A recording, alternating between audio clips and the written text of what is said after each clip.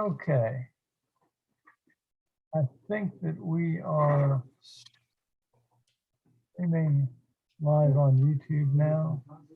I don't see any attendees. Oh, That's because we have to hit broadcast first. Because we've not gone live yet. So we get out of, if we hit broadcast, then we'll be out of practice mode. Okay, then let's go. You want me to do that? Yeah. Let's go Yeah. to. Okay. Let's go to. And I will start recording as well. Okay, very good. Thank you. Thank you, Linda. We are recording. Yeah, there it comes. Linda, I like your beach scene. I wish I was wherever that is. Me too. Is that Galapagos? Very nice. Oh, I wish.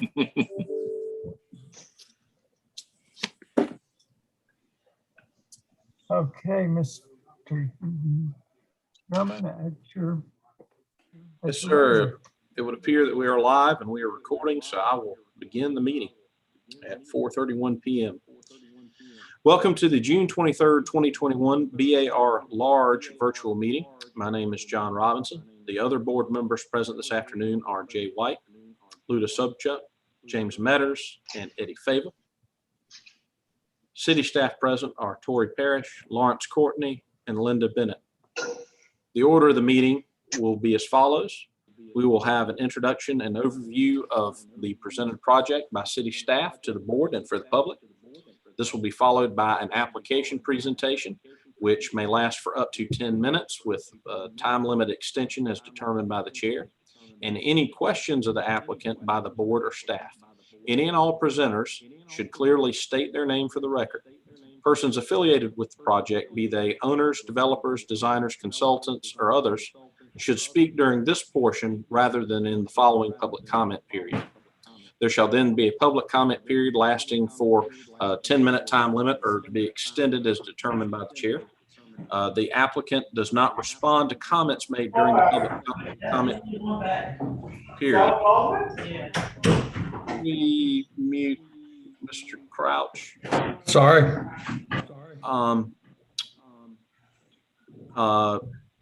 The applicant does not respond to comments made during the public comment period. Again, any members of the public should clearly state their name for the record. The public comment period is followed by city staff comments and recommendations. The applicant is then permitted a response or clarification period to either the public comment or city and staff recommendations, as the case may be. There's a 5-minute limit. The applicant then takes a seat and is only only speaks if called upon by the board or staff. This is followed by board discussion and a potential vote. The applicant presentation and public comment is closed at this point. The applicant may clarify inaccurate information when recognized by the chair by raising a hand and waiting to be called upon, but otherwise may only speak if asked a question by a board member. This evening, it is my understanding that no item has been withdrawn or deferred. We have one policy matter to discuss after presentations this evening. This is a reminder to the public and our presenters tonight to please turn off all cell phones and other devices. Please limit your comments to architecture only. Comments related to zoning or comments regarding parking, traffic, lot coverage, and livability concerns are not within the purview of this board and therefore cannot be voiced here. I will read some additional protocol related to our online meetings. Staff will control the PowerPoint presentation that includes everything submitted by the applicant by the deadline in accordance with submittal requirements. Applicants simply need to ask the staff to advance to the next slide during the presentation or to any slide that they care to reference. Applicants, staff, and board members are required to give their name whenever speaking. Video and microphone has been disabled for all attendees. Attendees, as opposed to board members or staff, will only be given the capabilities to speak when they are called on during the public comment period. Chat and Q&A functions have been disabled. Regarding public comment, the applicants, be they all team members and the public, have been required to register, indicate the project that they wish to comment on, and submit any documents in advance of the meeting. Just as in an in-person meeting, all applications heard today are part of a public meeting format. If you have registered and will speak during the public comment portion of the meeting, you will need to state your name and address for the record. Those members of the public that have registered will be called upon in order of registration by project. Staff will call on the registered members of the public to speak with each project. Unregistered members of the public who raise their hand will not be called on. Additionally, regarding the board members will be polled by the chairperson for comments and for their votes on any motion.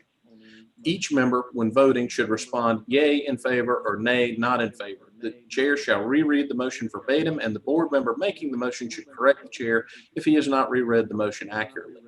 If a board member needs to recuse, he or she will temporarily be removed from the meeting and placed back in the meeting at the start of the next agenda item. If for any reason the board needs to go into executive session, they will call into a separate conference line, and all video and audio on Zoom will temporarily be turned off until they are ready to return to the regular meeting. Results and staff comments will be posted on the city website at www.charleston-sc.gov/BAR. These proceedings are being recorded and broadcast via the City of Charleston's YouTube channel. Mrs. Parrish, what is agenda item 1 for this evening? Thank you, Mr. Chair. Agenda item number 1 is 99 South Market Street. This is the request for after the fact final approval for demolition of exterior awnings, canopies, ramps, stairs, water feature railings, and courtyard paving materials that were there. The courtyard is not rated, constructed in 1978, and this is in the old and historic district. We've got an arrow right here. You can see with the red box outlined the location of the courtyard with the market across the street. And then this is some context photos. This is the site. This picture is from before the demolition that occurred. What you're seeing is the materials that were demolished. Another street photo here looking at the courtyard prior to demolition. And then we have one here looking west on Market Street. And the next one will be looking east on Market Street with the site to your right. And then we also have a series of photos that were taken by Lawrence on a site visit. And we're going to kind of pan through these. This is standing closer to the sidewalk and looking into the site. You're going to see sort of a mix of demolition and construction, maybe. There are 3 trees at the center of the courtyard that you can see a couple of those here. Also, there's a structure at the back to the left that you'll need to pay attention to at some point. That's going to be reincorporated as well into the new design.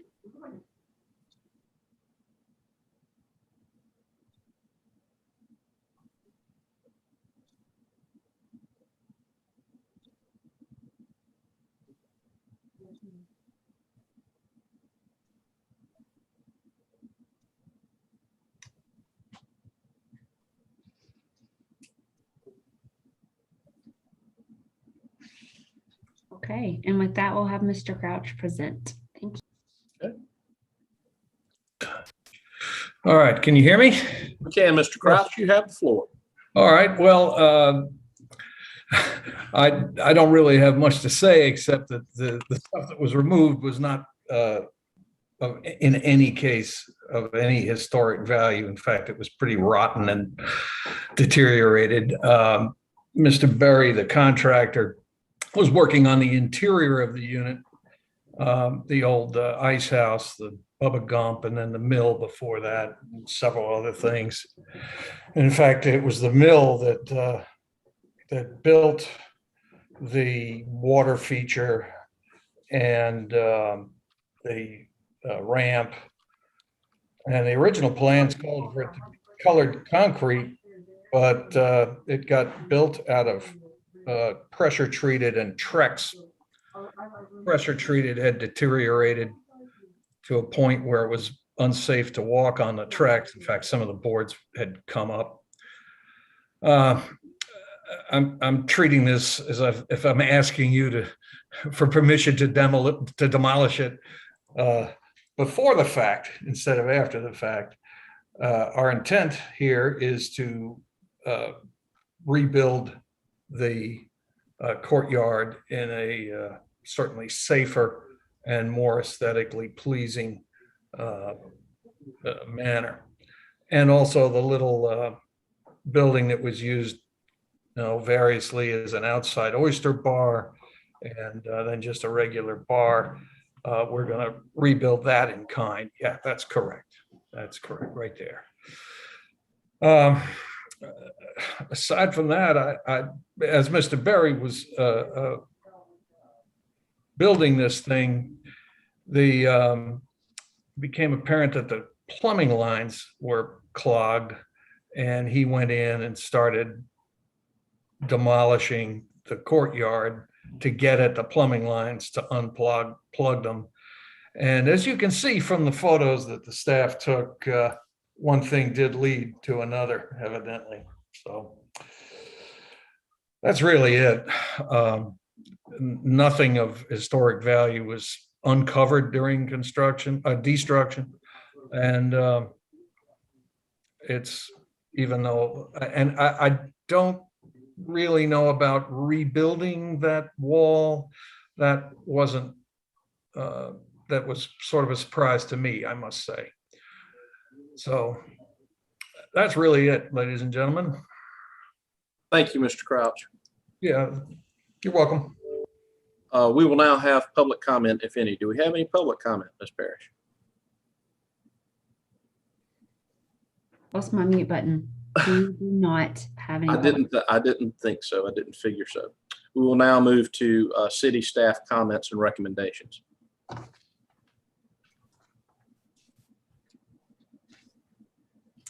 A quick staff observation. This submission is in reference to the conceptual design package for a courtyard renovation project, which was submitted for the June 9th BARL meeting.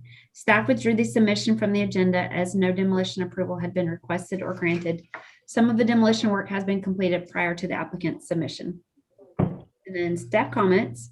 Number one, the railings, deck, stair, ramp, and other items proposed for demolition are not found to be significant, and this is a good opportunity for courtyard improvements. Number two, existing trees shall be protected during demolition and future construction. Number three, construction appears to be underway prior to approval. We're recommending final approval of demolition with staff comments. Okay.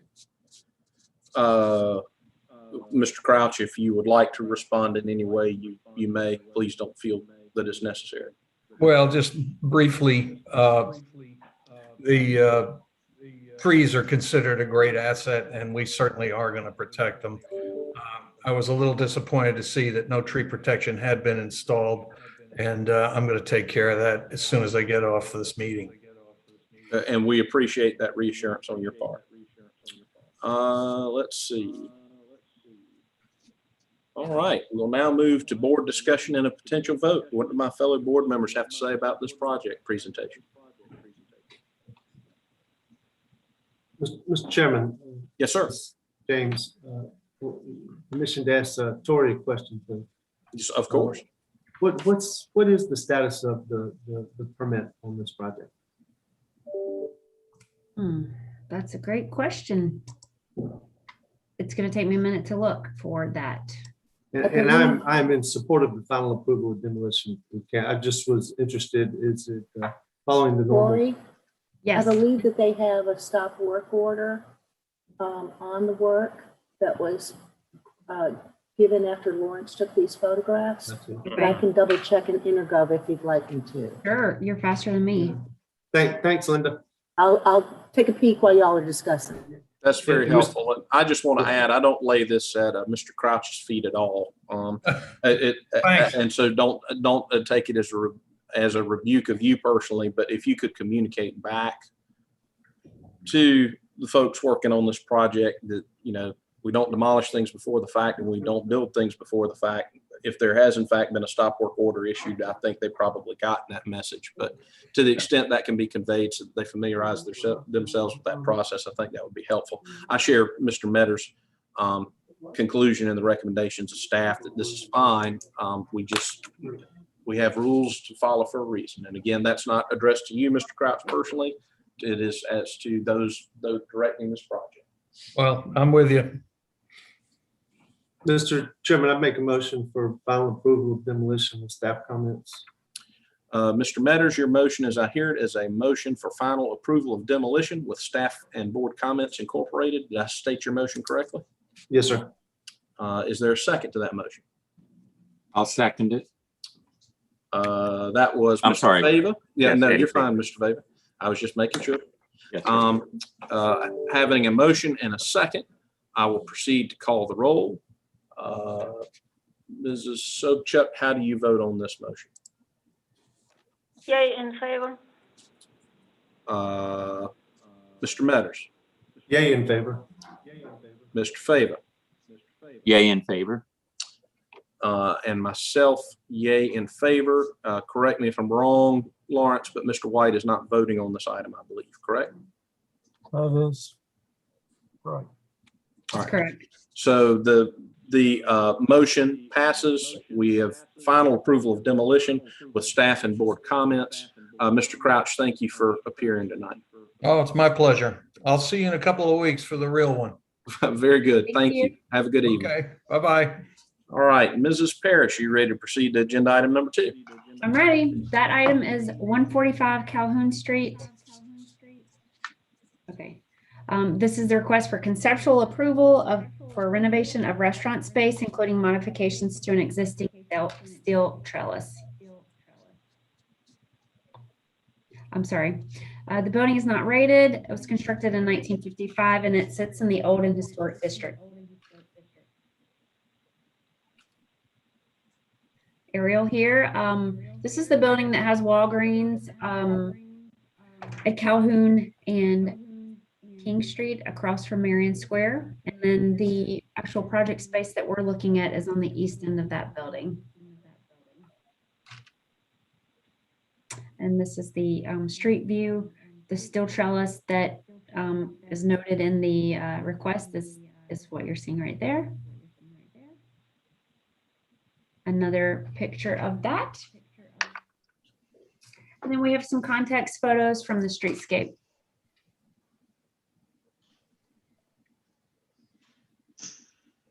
And looking west.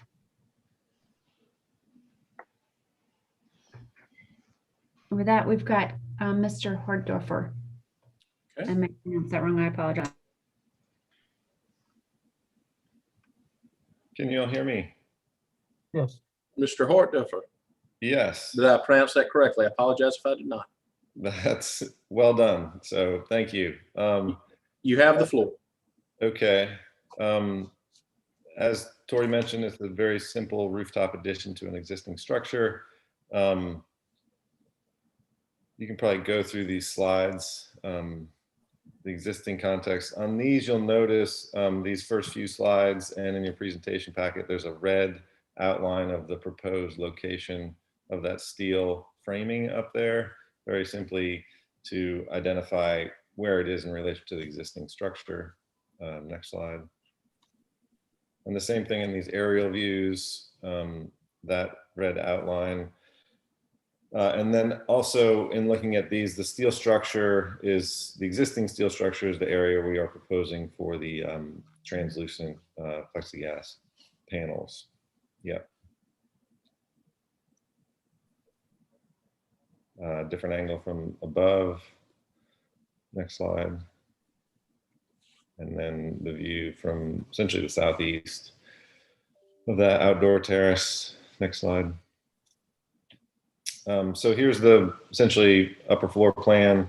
The area with the red dash is the area with the steel trellis. The red hatch is the area with the plexiglass or the solid polycarbonate panels that would be within the existing framing. Next slide. Oh, I'm sorry, that was the existing. This is the proposed, just showing the minor interior upfit that we are going to be doing to the building and the location of the steel beams. Next slide. Here's the streetscape elevations. Again, just calling out where the proposed steel framing will be. From the street, it's going to be really hard to make out, if at all, the polycarbonate panels that we're proposing to put on the existing steel framing. Next slide. A closer up view of the streetscape. You know, if approved, we would match identical to what is existing, the steel, the size of the steel, the color of the steel, the connections of the steel, and have it contiguous. You know, if you remember seeing on the existing aerial photographs, you know, that's a pretty exposed deck. It's exposed to the south and the west. You know, the previous tenant had rooftop umbrellas. I don't think that's that exciting to look at, and it's not as permanent or as potentially hazardous in a high wind event. So this is just something a little more stable to provide some protection from the elements, or some way to just break up the space on that rooftop. Next slide. And again, this is a view essentially from looking at it towards the east. So a building section existing and proposed close-up elevation. Next slide. And from the south, this is where you can see it from the parking lot, essentially from Burns Alley, with that kind of elevated on the left side. Next slide. And then here's just the detail of how that polycarbonate sheets would sit within the existing framing. So the W section, that's that we are showing that are pointed downward is all existing as well.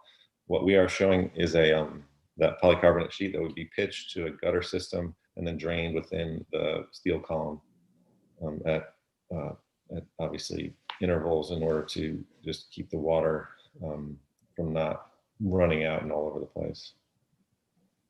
And I believe that's it. Okay, thank you, Mr. Hartdover. Any public comment on this, Ms. Parrish? There's not. We will then move to city staff comments and recommendations. All righty. A couple of staff observations. Via conversation with the applicant, it is understood that the 5/8 inch thick thermoglass polycarbonate sheet depicted in the detail on page A400 will only apply to the existing trellis portions rather than the newly proposed trellis. Also, via conversation with the applicant, it is understood that the polycarbonate sheet will be specified as a translucent product rather than a clear product. The translucency will give it a milky appearance, but may mitigate concerns of the product yellowing as it ages. And then for our staff comments, number 1, it is understood that the beams, rafters, and louvers will be placed at a right angle from those at the existing trellis. While these are turned at a different angle, consider ways to further reflect the existing trellis, which utilizes double post and shorter spans. Number 2, trellis member sizes, colors, and finishes should match existing. Number 3, provide height dimensions on the follow-up submittal. Number 4, provide documentation on durability and effects of aging on proposed polycarbonate material. Number 5, indicate the location of the downspouts for the new aluminum gutters. Number 6, indicate color of proposed wood shims by preliminary review. And then our recommendation is a deferral for lack of information and clarity within the submission drawings, providing time for proper and clear documentation and labeling. And I would like to add that what I feel would happen in this case would be the applicant could come back and request preliminary and conceptual review in the next submission. But this recommendation is made simply for clarity with this drawing submission, if that makes sense. It does, and I hear you loud and clear what you're saying. Very good. Would the applicant like to take the opportunity to respond? Yes, please. Sure. Considering this is a conceptual submittal, I believe most of the comments would be answered in the follow-up submission for preliminary and final. We are just looking to see if the city would be in support of a rooftop addition to this existing trellis. Would obviously work with staff and detail out this for construction if it was in everybody's interest. Okay, thank you very much. We will now move to any board discussion and a potential vote on this agenda item. What do my fellow board members have to say about agenda item number 2? I'll jump in real quick. I think staff is on point here that the issue isn't really the concept of an addition to this trellis. It's rather just the clarity and specificity of this application. You know, this is something that comes up from time to time. The reason that the submittal requirements are as specific as they are is that we as a board have to understand precisely what we're granting conceptual approval for. And there's enough fogginess about this application that I think staff's recommendation is correct. And I think the addendum that Tori placed on that about coming back seeking preliminary is a good idea, so long as the application is clear and specific enough to warrant that at the time. But I agree with staff's comments and their recommendation. Thank you, Mr. White. Other board members caring to comment on this agenda item? Mr. Chairman, I agree with both staff and Jay. Thank you, Mr. Metters. Further board comment? This is Lyuda Sobchuk. I'm also concur agreement with staff and board members. Thank you, Ms. Sobchuk. I believe that pretty much covers the boards. I don't have any comments at this particular time. That being said, unless there's further commentary, would any board member like to make a motion? I'll introduce a motion for deferral in accordance with staff recommendation. Mr. White, your motion, as I understand it, is a motion for deferral incorporating staff and board comments, including those made this evening. Is that a correct statement of your motion? That's correct. Is there a second to that motion? I'll second, Mr. I Chairman. will second that. Okay. Or Ludican, Ludican. Okay, Ms. Sobchuk gets it No, no, because that's Mr. Metters defers. So we have White's motion, Sobchuk's second. I will proceed to call the roll. Mr. Metters, how do you vote on this agenda item? Yay, in favor. Mr. White, Yay, in favor. Ms. Sobchuk, Yay, in favor. and myself, yay in favor. So the item is deferred. Thank you to our presenter for this evening, and I feel assured that this will be addressed by staff in the manner that we have just discussed so as to expedite its re-review. Mrs. Parrish, what is agenda item number 3 this evening? Item number 3 is not up for vote. It's for discussion only, but we're going to look at the proposed policy statement for solar collectors. And what I thought I would do is we can show this on the screen, but I thought I might just kind of read it and pause in between some of the items and discuss it, or we can discuss it at the end. But the way our policy statements start, by motion of the Board of Architectural Review at such and such date, following guidelines were adopted concerning the solar panels or photovoltaic cells in the old and historic district, old city district, landmark corridor, there should be landmark overlay, and historic corridor. The Board of Architectural Review must consider the visual impact of all required components in relation to the historic, architectural, and aesthetic features of the building and the placement location. Therefore, the following guidelines for the installation of the solar panels should be followed. Sorry, catching a couple things. All right. Take your time. Okay, the first section is sort of dividing properties up into a non-visibility and visual compatibility. What we have for non-visibility, solar collectors on historic buildings in the old and historic district, landmark overlay, or on buildings rated a category 1 or 2 on the architectural inventory should not be visible or should be only minimally visible if no alternative. And I want to say that the policy statement, if I did drop one in the Dropbox, that statement may have said something like landmark corridor and historic corridor. So what you see on the screen is the tweaked version. So old and historic district, landmark overlay, are Cat 1 or 2 buildings. Okay, and then visual compatibility. Solar collectors on historic buildings in the old city and historic corridor districts should be allowed some visibility while maintaining the historic character of the building. Solar collectors on new construction shall be less visually restrictive. Y'all want to take a pause to talk about any of that, or I can move on? Mr. Chairman, I mean, either way you want to do it, but I had a comment on the non-visibility. I think it would be very productive and an efficient use of our time if, just as Tori was suggesting, that as we go, if you have commentary, I would like to take it then. So James, if you want to speak to it, and again, I would suggest going forward, we make notes as we go, since this is a working document in the first cut. So with that, Mr. Metters. Thank you. On the non-visibility, it has been confusing for me in the past when we talk about something not being visible, and then we go on to say, or minimally visible. Wondering if we can have it, not visible, period. And then minimally visible is another dot. And Yeah.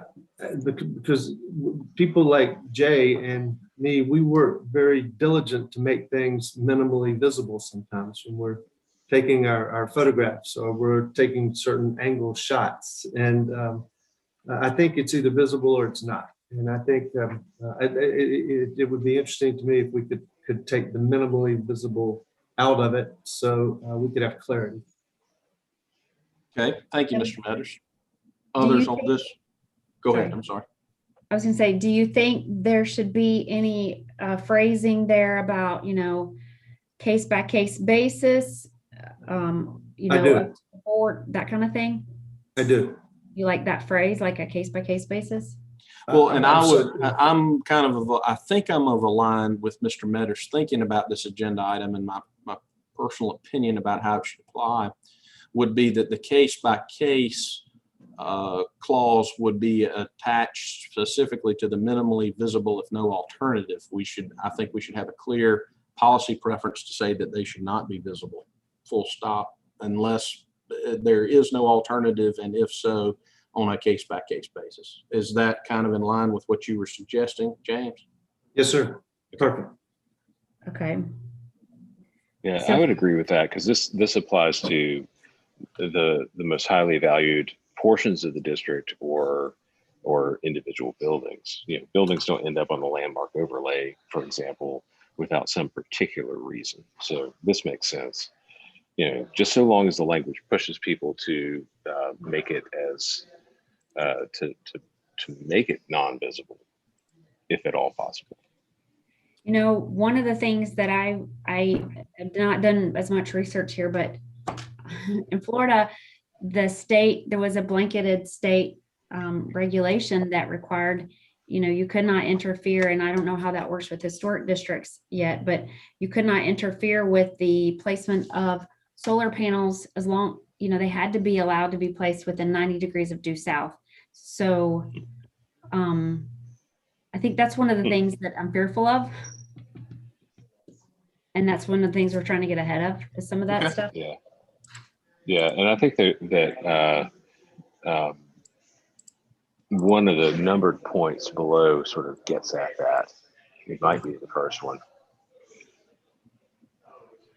And again, I don't think we need to go into executive session on this at all. I'm just taking this as a general point of information.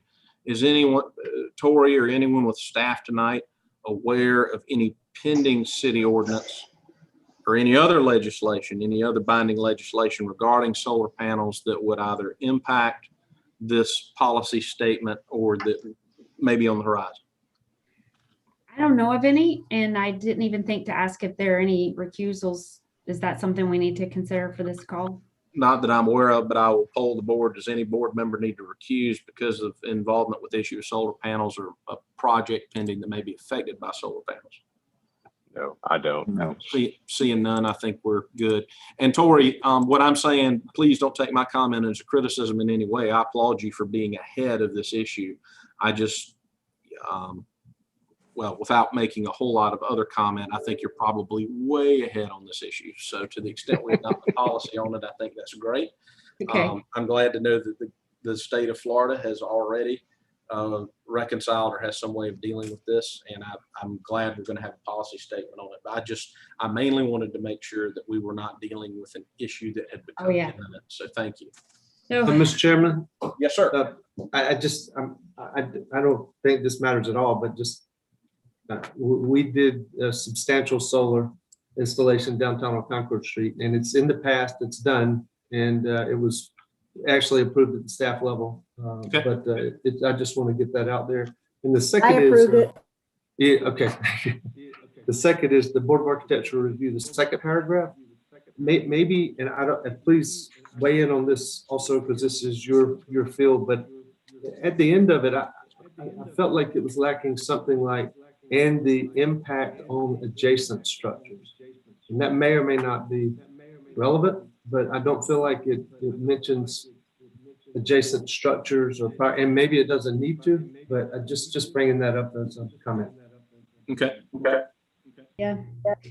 That's something definitely to, we pulled some documents from, the NPS has a solar collector informational guide.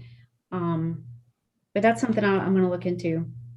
And this is also covered farther down, Tori, but I'll speak to it here because I think it's important to consider in the broader context is, and my architect friends can strongly rebuke me if they disagree with me on here, but I have some notion that, as we all know, solar panels have a fixed lifespan. They are a technology that is evolving in some way without giving license to them becoming unattractive. I personally do view them as a temporary or transient attachment to these structures, either because they're going to be replaced by new technology or they're going to wear out. They're a fixture, but not a permanent one. But I'd just make that comment generally without a need for additional language. Conceptually, I'd be glad to hear anything that my design experts have to say about that. Well, it's a technological fixture, and it's, yeah, you're right. Like any other element of technology, whether it's a rooftop HVAC unit or the weatherhead that brings power into your house or whatever, there may be very well a lifespan to it. That's right. And without drawing a straight line analogy, I don't think that there's not a tremendous amount of preference for us preserving air conditioner window units, even though one could say that they are of a time and place, right? That's right. There's nothing like that. That does exist in preservation circles, the preservation of building technologies like radiators and such, but that doesn't really exist here in Charleston. Right. Good point. Well, I think going back to that non-visibility statement, I think the tweak might be the sentence as it reads, on buildings rated a category 1 or 2 on the architectural inventory should not be visible, period. If no alternative exists, a minimally visible location may be considered on a case-by-case basis or something like that. Yes, wording very close to that. Okay. A couple of grammatical tweaks I think would be just fine. Okay. Okay. All right. And then the visual compatibility category reads, solar collectors on historic buildings in the old city and historic quarter district should be allowed some flexibility while maintaining the historic character of the building. Solar collectors on new constructions shall be less visually restrictive. Do you have any thoughts on that one? Do we have a third bullet point that specifically addresses new construction? Excuse me, or should this really just be about solar collectors on existing structures? I feel like that's really the intent of this document, is to address it when it comes to existing structures. If a new applicant comes in a new building comes in and they intend solar collection in some way, that can just be reviewed as part of the whole. But I that's the only sentence in that bullet point that that ever stood out to me. I made a note about it, but I made a note about it on the old draft, not the new one. Sorry about that. That statement didn't change much. Okay, that's a good point. And I'll say that, we've floated this out there to BAR Small and HCF and PSC. And so we're kind of gathering feedback and we'll compile it all. So this is not our only chance to get this right. Tori, on this paragraph, kind of what Jay was saying, I don't have any specific language for tonight. as we're just kind of working through this and banging it around. But kind of what Jay's saying in the 3 categories, we of course have category 1 and 2. We understand why we have that and why it should not be visible, or if it must be allowed, that it's minimal and on a case-by-case basis. I'm Yeah. thinking that maybe there's a second one that takes historic buildings generally and says that that any solar panels or solar collection device should be deferential to the historic architecture, words to that effect, and compatible. Yeah. And that maybe there's a third category, as Jay is suggesting, that reflecting building being of its time, solar collectors on new construction shall of course be less visually restrictive given our times and trends in building and technology. I don't have any more specific language. It's just maybe thinking of breaking it into 3 tiers instead of 2. Okay. Yeah, compatibility is the watchword here. We use that language over and over and over and over, and nobody seemed to have found fault with it. I think as long as you put everything in terms of compatibility, then Okay. you're staying very close to the accepted language of preservation practice. Okay. All right, so we would have non-visibility, visual compatibility, which we're gonna reference compatible. And then their third statement might be about a new construction specifically. Okay, And I Okay. think that that's not a bright line rule, but certainly to an applicant, you're making it much more clear which tiers, buckets you're going to end up in. And Mr. Chairman. unless, what if you have new construction? No, well, no, because you're right, because they're all specific. Yep, sorry, I didn't say anything. So, Mr. Chairman, it's also takes me back to, you got a new construction going up next to category 1 building. So also in all situations, thinking about the impact on the adjacent structures.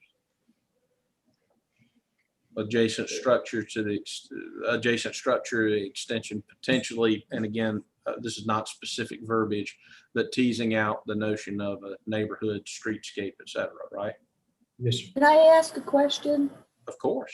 Is there something in the ordinance that says something close to what James is referring to about like 50 feet or something from a category 1 or 2 structure? This came up with when they were working next to the trolley barn.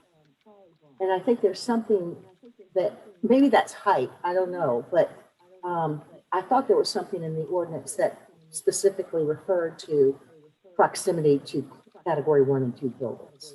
It is height. You can't, without specific board permission, you can't exceed the height of a category 1 or 2 building if your proposed structure is within 50 feet of that.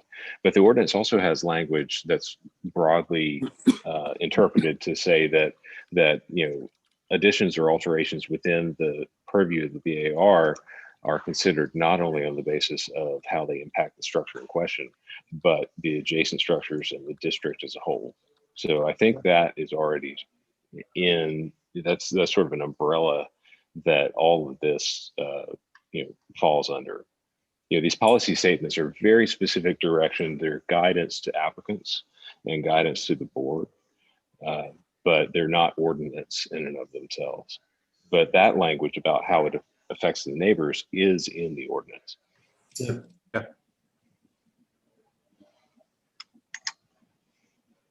Thank you for pointing that out, Mr. White. All right, I'll start going down numerically now, if you're ready. Sure. Number 1, collectors should be located on rear slopes behind architectural features or parapets or other locations not highly visible when applicable.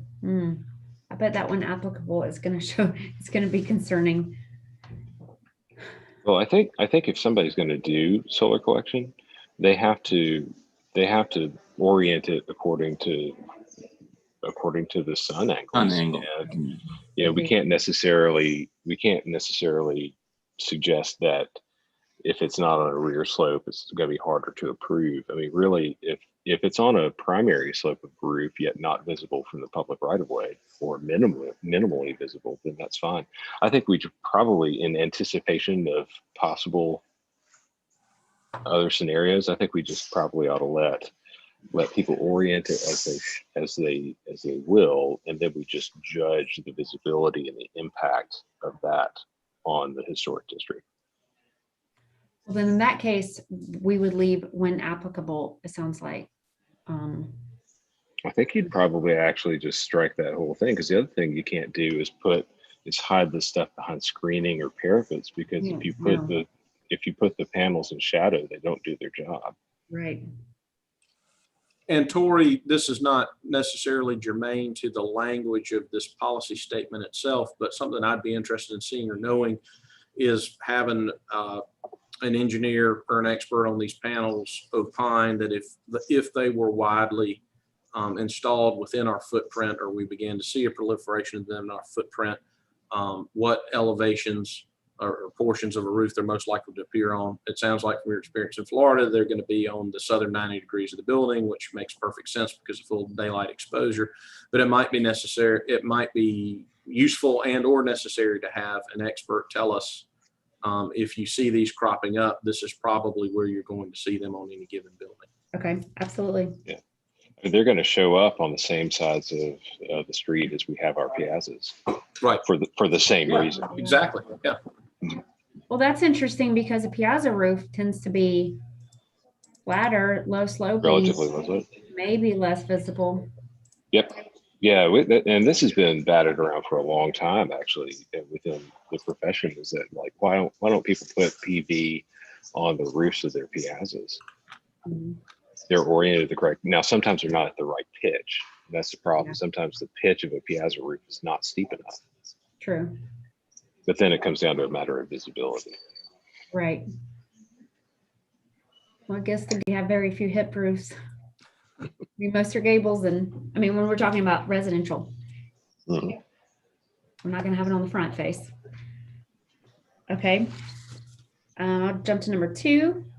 The structural capacity of any roof structure proposed to accommodate collectors shall be confirmed by an engineer. I don't have any I think issue with that's that. Is fine. there, We can move on. Yeah. Okay. it's fine. is there any, Someone else. well, is there any question about purview on that? I guess legal will eventually look at this, Yeah, I'll ask. I'll find out. but I think in principle that sounds fine. Okay. Number 3, installation should not penetrate historic roofing materials, should be more restrictive on turned metal roofs and prohibited on slate roofs. I agree with the prohibition against putting them on slate roofs. But for turned metal or any other sort of roofing, it's going to be tough, because this sort of system, it's going to have to meet certain code criteria, and it can't just sit up there. No. And there are some systems that attempt to clamp onto the standing seam, but there's clamping onto the standing seam of a modern metal roof. I think if we allow this, there's going to be plenty of applications where they're going to have to attach this through the historic roofing.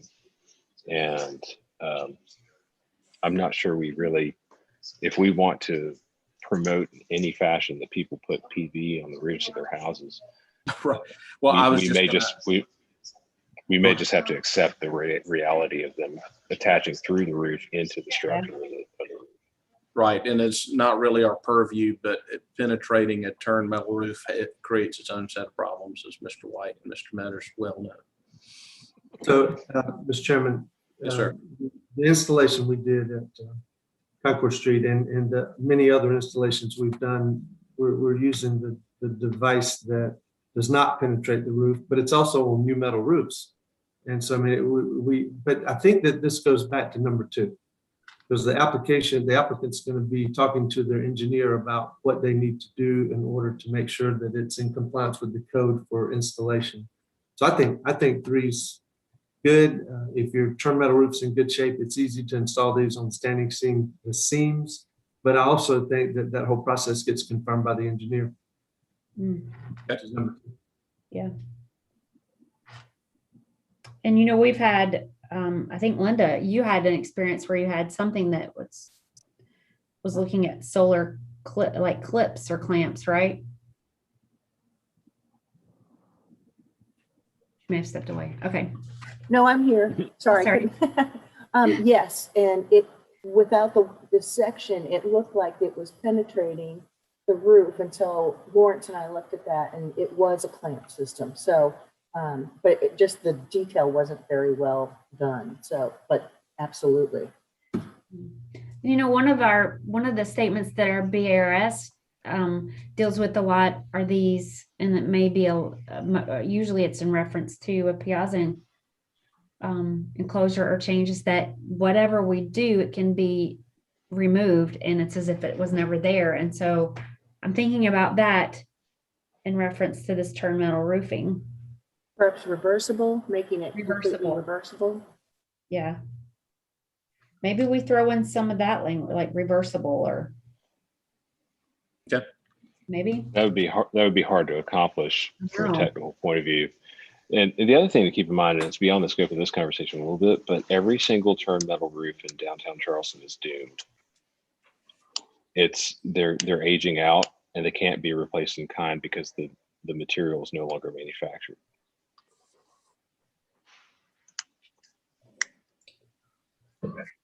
So I don't know how hard we want to go against this, but I think the key here is that you don't want somebody trying to attach this through a slate roof. That would be disastrous. Mhm. Certainly agree on that, and maybe bounce around what to do about turn metal. Mm-hmm. You know, though, I'm so sorry. I was going to say they could attach it to synthetic slate. Just joking. From last Oh, week. you. Well, Okay. Number 4, significant character defining features shall not be removed or damaged, but follow the Secretary of the Interior standards for rehabilitation to protect historic integrity. So, you know, this is kind of covered in the next number 5. It's like, you know, dormers and valleys and any sort of interesting roof stuff is what that's referring to. I agree with that. I agree I agree wholly with items 4 through 7. Okay, then I'm going to I read. do also. Okay. And I was just going to say 4 through 5 with me. Okay. But that's- Do I need to read that out loud for posterity's sake, or you want me to jump? I think that's fine unless somebody objects. We at least got through 4 and 5. Number 6, the system should be low profile or no more than 8 inches off the surface. It should be at a pitch consistent with the existing roof while not obscuring the ridge or eave. Basically, the system has to be parallel to the roof slope. And I'm I not, have a question about that. Depending upon, and maybe James can speak to it. I haven't used one recently, Yeah. but isn't the slope critical to the collection as well? And not that I don't disagree with it, but if it has to be at a certain angle and it's different from the root slope, does that mean it wouldn't be allowed? That's right, Eddie. That's a great point, because we just, in saying this, we just nixed any flat roof opportunities where you could have a sloped panel behind a parapet. So I think that needs to be tweaked to Okay. something for that condition. Yeah, that's a good point, because if somebody wants to put it on a piazza roof that's, 2 and 12, and Yeah. if they put the panels at 4 and 12, yet you still can't see it from the street, who cares? Yeah. Right. Okay. I'm making a note. All right. Number 7, the color of conduit and all attachment mechanisms shall be painted to be compatible to the roof or the siding, etc. yeah, I think that one's a non-issue. Number 8, retrofitting measures should be limited to those that achieve reasonable energy savings at reasonable cost with the least impact on the historic fabric and character of the building. That's going to be kind of hard, I think, it's a good guideline, but I think it's kind of hard to implement. It's Yeah, the first time ever that the BAR has ever uttered the phrase reasonable cost. right. Well, and I not, think it's unenforceable. that may not be an issue of our purview. Yeah. The reasonable energy savings is a part of our purview. I don't know if that counts, run it past legal. We could certainly agree that if you need a standalone number 8, you could say this is a general truism, there should be the least impact on the historic fabric and character of the building, but that's. I agree with that. Yeah, Yeah, yeah. I think that makes the most sense. Okay. And number 9, solar collector system shall be installed in a manner that is reversible. Oh my gosh, here it is. That is reversible and with consideration for the continuing advancement of technologies. That was the one I was alluding to when I said that it's a transient or non-permanent Yes, technology. you did. It kind of speaks to it. I think you change shall to should, and you're good to go. All right.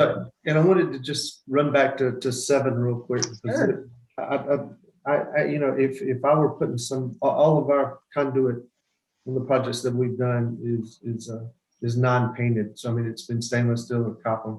It's, so there's no maintenance to it. And it is compatible with what's around it, but I don't want to, I would hope to not have to paint something. Yeah. And this says shall be painted. It shouldn't be so specific about being painted, but it should, maybe it's shall match or shall be painted to match. Or finish is compatible. Oh, that's good. Finish That's is- good. Yeah.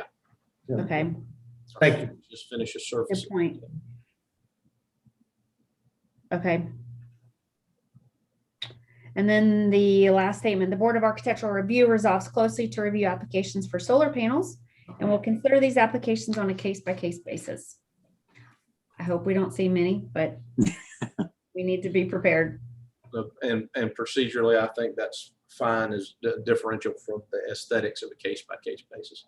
Well, Tori, this was, I appreciate you going through this exercise and being so forward-thinking. Well, I have to say, it was mostly Kim from our team, so Okay, she's great. been working on this for a while. We'll pass on the compliments to her. I think this was a worthwhile exercise. It's nice to be ahead of something. Yes, it is. Thanks, everybody. We'll compile all Thank these. y'all. notes. That's all Anything- that we have for Anything tonight. else for the good of the order this evening before we close? Thank you all for Thank your you. Good service. night. Staff, thanks for your hard work. We'll see you soon.